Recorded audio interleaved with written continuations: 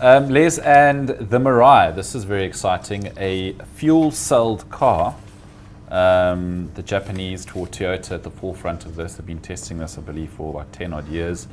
Runs on hydrogen. Runs on hydrogen, yep. Which can be made from rubbish. Basically, from rubbish, anything that's got carbon in it, I suppose. I don't know much about the chemicals. But yeah, there's nothing distinctively new about using hydrogen in cars. I've actually driven hydrogen BMWs in Germany 10 years ago. The main problem is a bit like battery cars. They don't have very much range, or they didn't have very much range. Now this one arguably can do between 500 and 700 kilometers on a tank.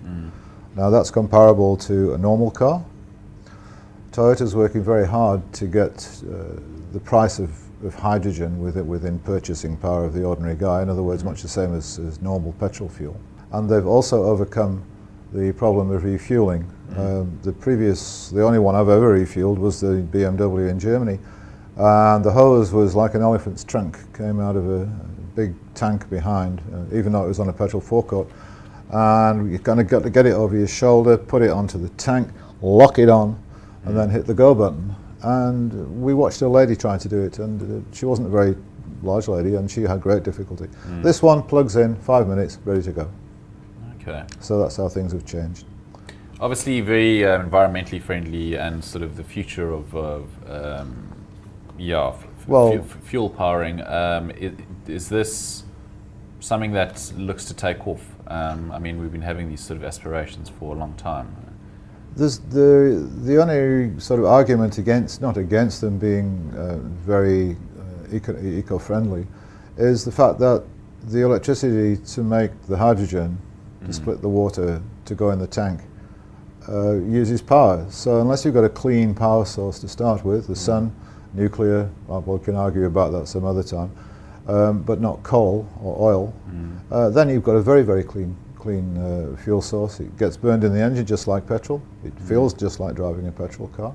Sounds just the same, but all that comes out of the exhaust pipe is water. Water vapor. And the cost of sort of range, fuel-celled range of cars. I mean, would you be looking at something significantly cheaper or more expensive?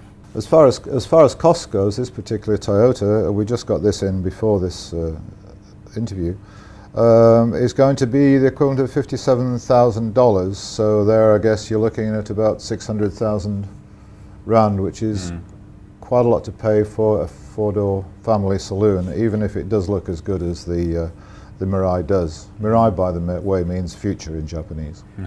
Yeah, it's a usual problem. It's the same as the predecessor, the Prius. That was kind of the groundbreaker in petrol-electric propulsion. It was very expensive, but its prices have come down, I think, over the years proportionately. And no doubt, if this car gets selling, and they're looking at selling 400 a year in Japan, which is a good start, and up to 100 a year in Europe. So that's quite good sales for this kind of car, and if they can get them sold, then the price will come down, it will become a reasonable price, and of course you're not going to have to pay for petrol. Are Japan sort of at the forefront of eco-friendly cars? Which other countries are really pushing that drive? I mean, I know there's a bit going on in South Africa. I see there's a crowd in Natal that are very into electric cars, and or at least I've been getting press releases to that effect. No, I haven't seen one, but I'm very much an electric car skeptic, I'm afraid. Okay. Yeah, Japan, all the major car companies are into clean cars. One way or another, they know it's the future, and the first one wins. But I would guess, going by the first information on the Mirai, is that the Mirai could actually be the one that does change the world, the way we travel on the roads in the future.